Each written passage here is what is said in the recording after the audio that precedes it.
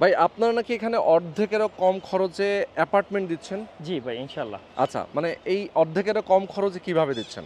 এটা হলো আমরা যদি এখানে জমির ভ্যালু হিসাব করি আর কনস্ট্রাকশনের যে খরচটা ধরি, হুম, হুম। তাহলে উত্তরার যে এই পাশটায় আপনার যদি যেই লোকেশন এবং সব কিছু বিবেচনা করলে হুম, হুম। অন্যান্য কোম্পানি যেভাবে শেয়ারগুলো সেল করে বা স্কোয়ার ফিট হিসেবে প্লটগুলো সেল করে, প্যাকেজে সেল হ্যাঁ, করে। হুম, হুম। তো ওদের স্কোয়ার ফিট হিসাব করলে আমাদের এটা এখন আমরা আনুমানিক একটা হিসাব করছি, জমি শেয়ার সহ 50 লক্ষ টাকার মধ্যে একটা প্লট হুম, আমরা বুঝিয়ে দিতে পারবো ইনশাল্লাহ। আচ্ছা, আচ্ছা, আচ্ছা। তো সেটা যদি স্কোয়ার ফিটে যায় তাহলে 1 কোটি প্লাস হয়। ও, হ্যাঁ, স্কয়ার ফিট হিসেবে আসলে ১ কোটি প্লাস। জি, যেমন বর্তমান আপনাদের বাজার। ফ্ল্যাটের সাইজ হচ্ছে ১৫০০ স্কয়ার ফিটের উপরে জি, সবগুলা।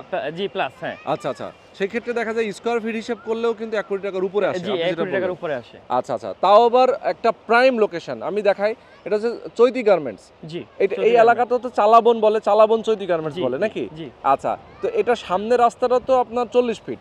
না, এটা প্রস্তাবিত 60 ফিট। এটা প্রস্তাবিত ধাপে ৬০ ধাপে ফিট। এটা বাড়ে। আচ্ছা, আচ্ছা।